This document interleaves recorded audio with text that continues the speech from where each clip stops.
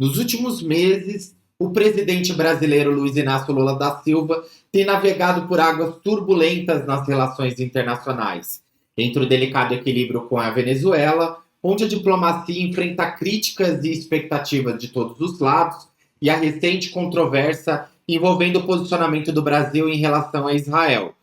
O mundo de Lula parece cada vez mais complexo.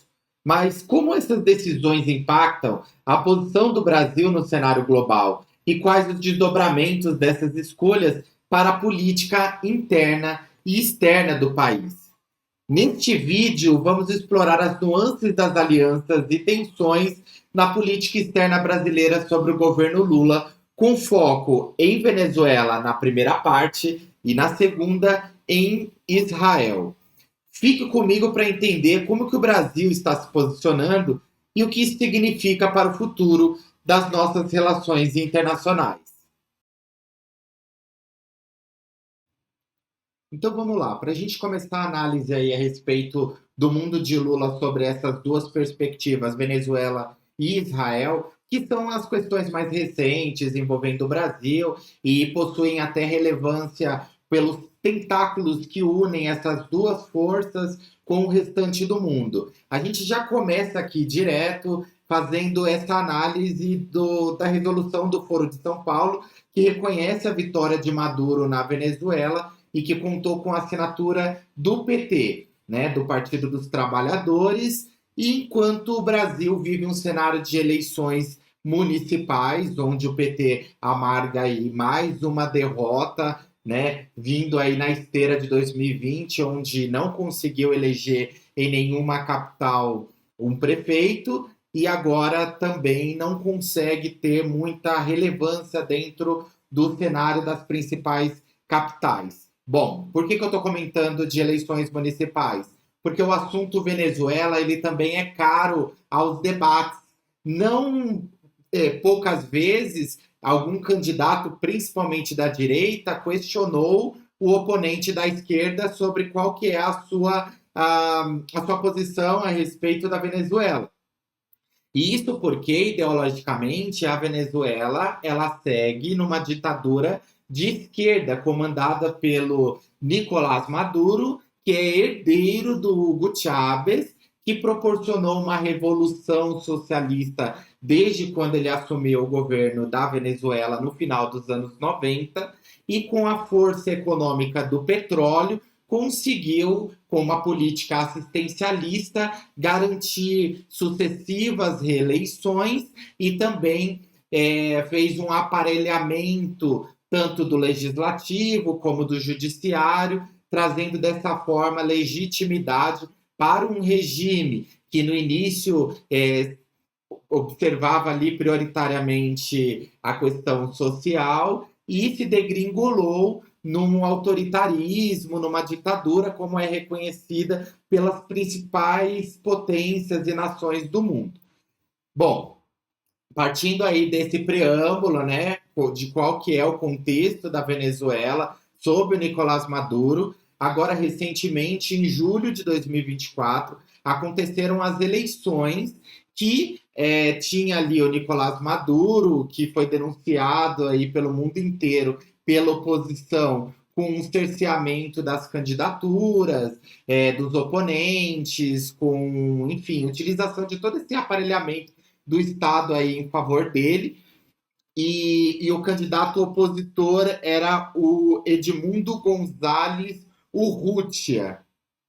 As urnas deram vitória, segundo o Conselho Nacional da Venezuela, para o Nicolás Maduro, né? Mas é claro que esse resultado ele não foi referendado pelo resto do mundo, né? Poucos países fizeram esse reconhecimento e essa carta assinada pelo PT, pelo Partido dos Trabalhadores, que tem o presidente da República, o chefe do Estado brasileiro, né, ali representado dentro da nossa instituição de Estado, que é a Presidência da República, o Partido dos Trabalhadores assina, sem fazer alarde, lá no México, uma carta do Foro de São Paulo. E até para contextualizar, o Foro de São Paulo é uma união aí de diversos países latino-americanos que lá nos anos 90, esse clube, vamos assim dizer, esse clube socialista que envolve aí Venezuela, que envolve Cuba, que envolve diversos países que têm essa inclinação socialista, essas lideranças. Até o Fidel Castro fez parte ali da primeira reunião, o Luiz Inácio Lula da Silva também fez parte aí de diversas reuniões, enfim. Então, o que, que isso representa aqui para nós? Infelizmente, isso mostra a vassalagem do Partido dos Trabalhadores, e isso não é de surpreender com relação à ditadura venezuelana. Embora o Luiz Inácio Lula da Silva, nosso presidente da República, por algumas vezes tenha sido até desrespeitado pelo Nicolás Maduro recentemente, por conta das pressionadas críticas que o Lula fez a respeito da lisura das eleições venezuelanas, mesmo assim o PT achou que era ok para eles irem lá e assinar essa resolução que faz o reconhecimento dessa vitória. Então, assim, qual que é o contexto da Venezuela hoje, né? Após essa vitória do Nicolás Maduro, essa vitória questionada por organismos internacionais, que não teve o reconhecimento do Observatório Internacional, que é uma espécie de auditoria realizada por outros países, até para garantir naquele país, o Brasil passa por isso, que haja ali uma lisura no processo, sem fraudes e tudo mais. Bom, então o PT, sem fazer alarde, porque a gente está nas questões das eleições municipais, ele foi lá e fez essa assinatura. Isso é muito ruim, porque a ONU ela contesta Maduro, há mais de 2.000 pessoas que foram mortas, presas, feridas, que tiveram as casas invadidas por forças que têm relação com uma milícia chavista que começou a perseguir os opositores em diversas regiões da Venezuela. Então, assim, é um cenário muito ruim, né? E que a gente vê se desenvolvendo aqui nessa análise, o que, que isso afeta no Brasil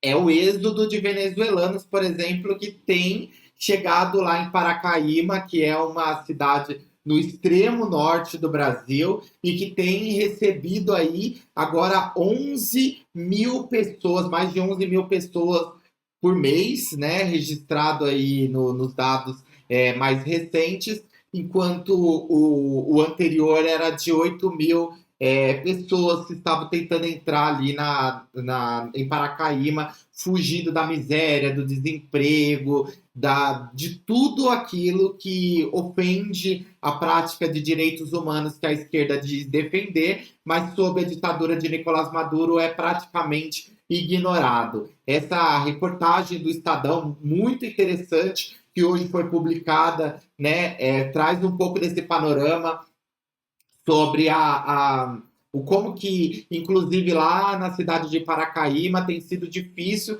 para receber todos esses venezuelanos, os aparelhos de saúde, como que tem aumentado a insegurança na região, a questão da xenofobia, os pedidos de refúgio no Brasil e de entrada legal, porque a entrada legal aqui no Brasil, né, como qualquer imigrante, são checados aí antecedentes criminais, inclusive daqueles que estão adentrando o nosso país. Mas, quando você pede em refúgio, há um abrandamento, vamos assim dizer, dessas questões, o que poderia, inclusive, facilitar a entrada de criminosos lá da Venezuela no território brasileiro, que facilmente poderiam se dissolver, vamos assim dizer, se pulverizar dentro de diversas regiões do Brasil que estão recebendo essas pessoas. A Operação Acolhida, inaugurada em 2018, ainda sob a gestão do Michel Temer, ela teve essa grande iniciativa, vamos assim dizer, de estruturar algo que não tinha mais como ser ignorado pelo poder público, que é a vinda desses imigrantes e o como que nós poderíamos receber essas pessoas, né? Então, assim, é muito triste, é muito lamentável a situação que vivem essas pessoas que são bem recebidas aqui no Brasil, mas a reportagem até do Estadão diz que nem tanto, né? Porque há também um preconceito por parte da população lá local, das cidades que estão recebendo esses vários é, venezuelanos, dizendo que eles têm preferência em serviço de saúde, em previdência social, inclusive, porque alguns estão buscando aposentadoria aqui no Brasil, sem ter contribuído aqui no Brasil. Então, são diversos matizes sobre essa crise migratória. Venezuela são os nossos vizinhos. O Brasil ele tem ali uma força muito grande, até pela sua dimensão continental dentro da América Latina e na América, sobretudo na América do Sul. Nós somos vizinhos da Venezuela e também somos vizinhos da Guiana, onde tem aquela região de Essequibo, onde o Nicolás Maduro quer se apropriar daquela região, uma região que enriqueceu e por isso desperta aí o interesse da falida Venezuela, que outrora pôde contar com as benesses do petróleo e hoje não resta mais muito, até porque a PDVSA, que é a estatal venezuelana, ela sofreu muito com a ingerência, né, das lideranças que foram postas ali pelo governo bolivariano, esse governo chavista do Nicolás Maduro. Bom, aí seguindo aqui, como eu até comentei, né, a missão da ONU, ela afirma que o governo Maduro cometeu crimes humanitários e daí se torna até mais triste a forma que o Partido dos Trabalhadores, o partido que tem emplacado uma narrativa tão bonita sobre os direitos humanos, contra o bolsonarismo, nessas eleições municipais e na prática, de forma ideológica, a gente vê outra postura vinda dos companheiros, né? Então é muito triste mesmo essa posição do, do governo, do Partido dos Trabalhadores, que é o governo do Brasil. O presidente Lula faz, né, parte aí do PT, e é o PT que comanda os principais ministérios, a política externa lá do Celso Amorim, que a imprensa até já chama de chanceler, então assim, né? Aí como eu estava falando também, ó, a reportagem aqui do Infomani, trazendo aí sobre os imigrantes que aumentam na Venezuela, o Lula promete ajudar, né, essas pessoas. Olha que interessante, que eu estava até comentando esses números. 11.325 novos migrantes vieram para Paracaíma, né, que é uma cidade lá no extremo norte do Brasil que recebe esses imigrantes. É uma cidade que nem tem condições de poder fazer aí esse suporte para todas essas pessoas que chegam não só famintas, mas chegam com problemas de saúde, precisam fazer uso dos aparelhos de saúde do Estado brasileiro, enfim. Então, Roraima, olha só, o censo demográfico de 2022 do IBGE mostra que o Roraima abriga 30,4% dos moradores no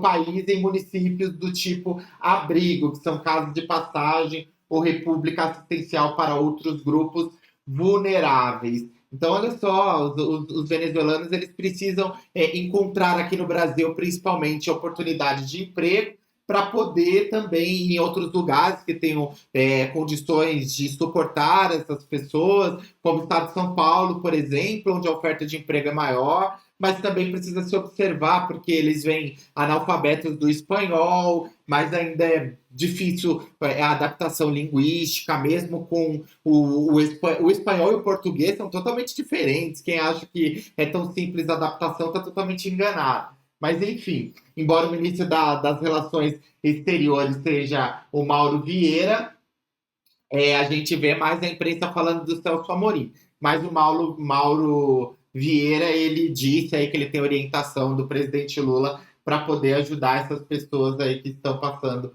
por todas essas mazelas sociais e que adentraram o Brasil, mas precisamente em Boa Vista, que é a capital de Roraima, e Paracaíma, que faz essa divisa precisamente com a Venezuela. E aí, quando eu falei sobre a vassalagem do governo brasileiro, infelizmente, com o Maduro, é a forma que o Maduro tratou o presidente Lula. Primeiro que o presidente Lula recebeu o Maduro aqui no Brasil, com honras de chefe de Estado, no momento que recentemente o presidente Lula havia sido empossado e que havia, aliás, ainda continua havendo essa animosidade perante o Nicolás Maduro, perante o restante do mundo, né? Principalmente as potências econômicas ligadas a países que prezam pela democracia, que jogam na democracia, né? O Brasil,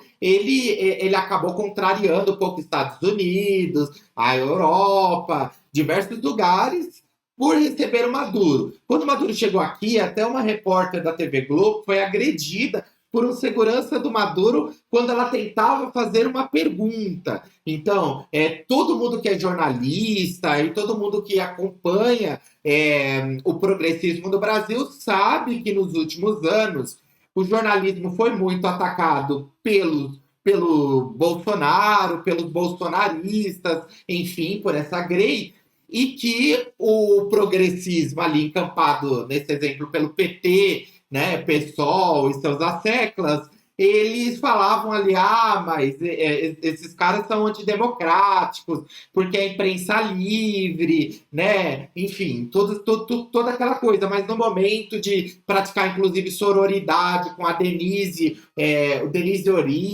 Ortiz, se eu não me engano, que é o nome da repórter da TV Globo, não aconteceu. Ela levou um tapa no peito, ela até declarou que ela ficou até sem conseguir respirar, e não teve mobilização. O cara continuou aqui no Brasil e foi embora quando ele terminou de cumprir com uma certa agenda diplomática a convite do governo brasileiro, onde a gente nem tem muito o que tratar, até comercialmente, com a Venezuela, que é um país que está passando ali por uma crise enorme, e por essa ausência de democracia também não nos é interessante ter relações diplomáticas, pois dessa forma demonstraria uma condescendência com regimes antidemocráticos golpistas, nesse caso de esquerda, né? Então, tudo aquilo que a gente tem visto o PT encampar a narrativa, depois daquela invasão da sede dos três poderes do 8 de janeiro, né? Que houve uma tentativa de golpe contra a República e tudo mais, cai por terra no momento em que o PT apoia um vizinho claramente antidemocrático, claramente de golpista, claramente ditador, quando o partido do governo, nossa, de uma forma assim muito discreta, sem fazer alarde, como se a gente não fosse ter conhecimento disso, como se não ficaríamos sabendo disso. Eles vão lá e assinam essa carta aí, reconhecendo a Venezuela reconhecendo o Nicolás Maduro como reeleito e tudo mais.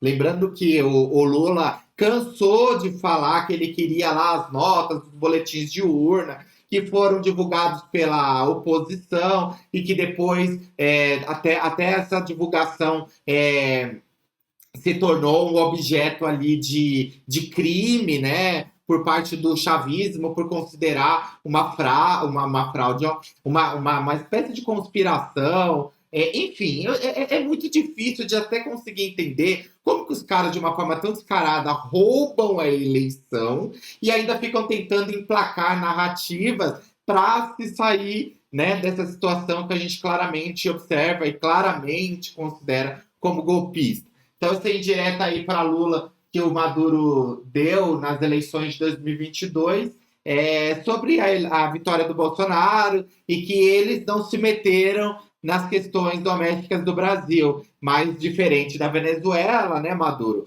A gente teve observação internacional e não houve fraude nas urnas, enfim. Depois o Bolsonaro veio com essa conversa aí, que trouxe e chamou até os embaixadores para falar mal de urna, e é por causa disso que ele tomou na cara e agora ele está inelegível. Mas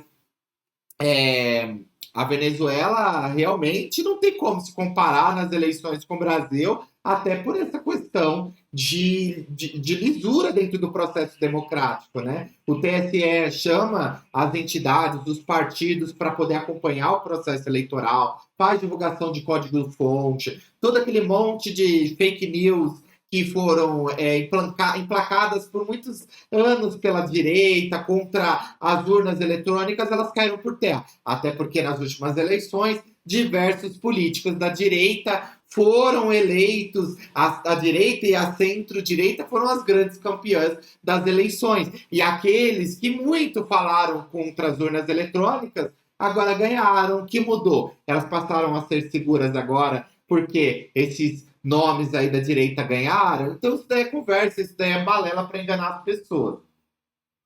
Enfim, então é muito triste quando a gente vê que o Brasil age com essa vassalagem com relação à Venezuela. O presidente Lula não tem vergonha na cara de fazer esse tipo de amizade, né?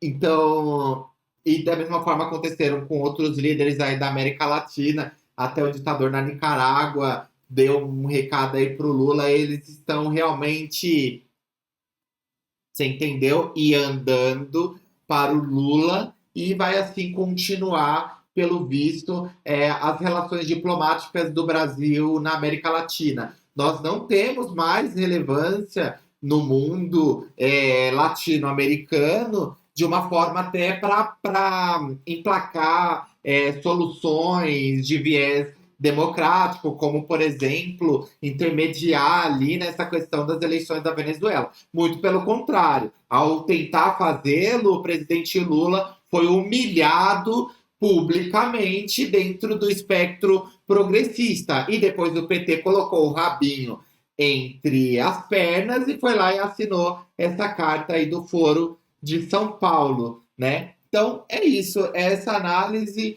sobre como que o mundo fantástico de Lula, sobre a perspectiva da Venezuela, mostra que neste governo, com essas relações internacionais, obviamente com este presidente, não há muito a que se esperar nas relações do Brasil com questões de forma pragmática, mente democráticas. E é isso. Essa é a minha análise. Sou o Carlos Santana, aqui na Uma Outra Crítica do YouTube. E eu quero trazer aqui para você análises que não sejam, obviamente, apaixonadas, onde a gente, em algum momento, vai falar sobre sobre o progressismo, sobre o conservadorismo, a depender da pauta, a depender de como, de forma pragmática, no concreto, isso pode afetar positivamente ou pode trazer um dano para a vida das pessoas. Então, por isso eu peço para você se inscrever, curtir, compartilhar o nosso vídeo, para que mais mentes se abram e a gente possa sair um pouquinho da bolha da mídia tradicional e trazer um pouco mais de pluralidade, principalmente para o debate. É isso, até a próxima e acompanhe a parte 2, onde eu falo sobre as relações do Brasil e o governo de Israel.